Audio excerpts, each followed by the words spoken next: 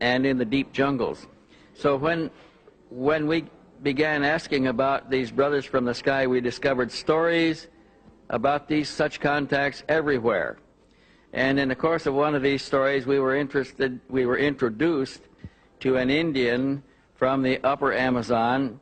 I think his name was Akunta, but I'm not sure at the present time, who offered to take us back into a civilization that he came from that was primarily based on a European culture that was transported there or transposed there sometime about the end of World War II, and they had taken scientists and scientific research underground in an area in the upper Amazon where they had succeeded in developing disc-shaped aerial vehicles that they could use to go all over the world with. The society was, this Indian called the society Akakor.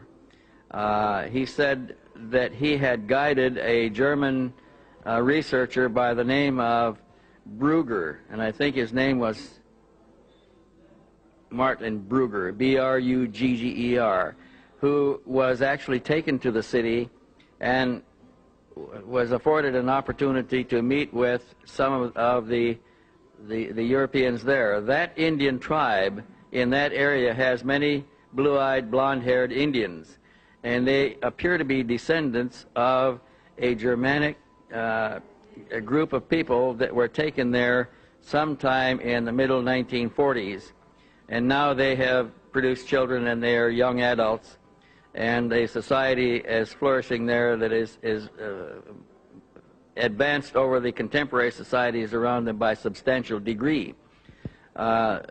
We can take you back there. There is a man who lives in that area. His name is A.J. Gaviard, who will be willing to introduce us to either the Indian that guided Martin Brugger or other Indians from the same tribe who may be willing to take us back far enough to meet some of the members of that society. It's operated as a closed society. They do not come out down the river and enter Western civilizations. When they come out in their spacecraft and pick up what they need and take it back into the society, and they live in a closed environment, pretty much protected by the wilderness of the jungle itself. So it's possible to go back and further investigate the evidence of the existence of Akakor at any time. We can produce people who can do this. We can look at Mr. Brugger's evidence that he published, which was the result of his own research. But I personally am convinced that this society exists, that they have circular disc-shaped craft, that they fly and operate them there, and perhaps some of the disc-shaped craft that we are discovering in the reports of the Indian aboriginals of the highlands of the upper plateau there may be some of the vehicles from Akakor. We also know that many of the vehicles that they describe are not from Akakor, that they come from elsewhere. Some of them are extraplanetary. They come from beyond this planet, and they have unique technologies, and they have human beings aboard who are quite different and quite advanced over the contemporary humanity of Earth today. These humans are interacting with the natives down there also, and there is substantial evidence that these extraterrestrial races are directly connected with the earlier civilizations of Tiwanaku, of the Olmecs, of a number of the other earlier civilizations in South America at a time before the last cataclysmic disturbances that changed all the society and reduced it to savagery once more. A further expedition was sent to the South Pole, Expedition Schwabenland, in order to find the land with no ice and to explore the access to the inner Earth.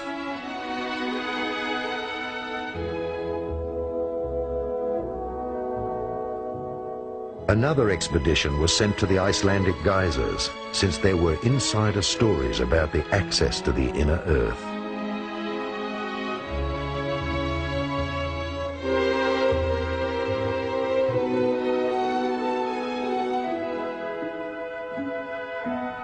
And and another expedition was organized by Sven Hedin to the Taklamakan Desert in Tibet in order to find traces of the old culture of Urd.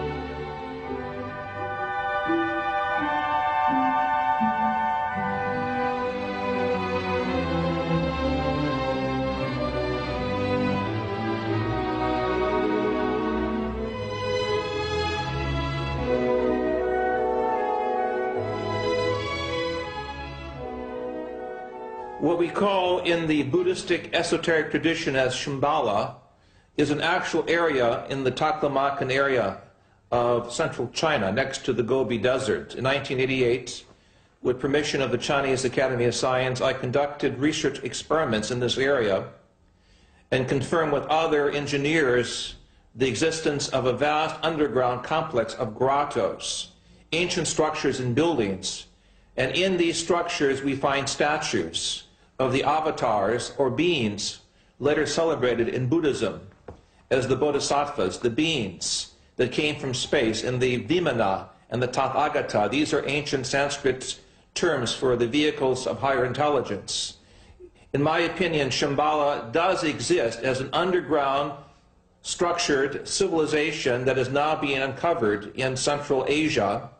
And in this area of the Gobi, I believe we will find the origins of the Garden of Paradise, or the Gan Eden, the Garden of Eden, as it is referred to in our book of Genesis.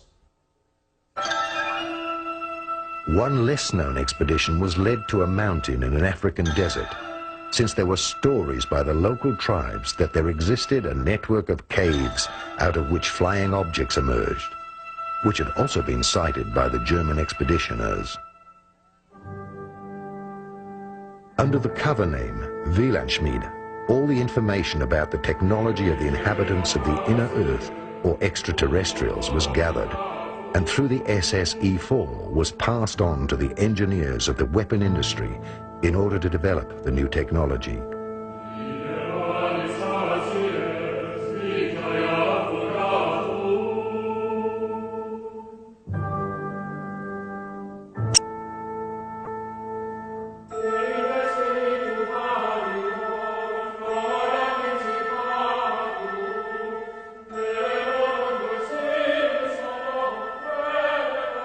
The flying saucers from Agartha were the result of this scientific research.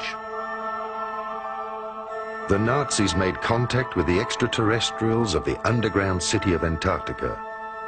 They received technical support and instruction for building flying saucers with levitation drives, similar to those used on Venus.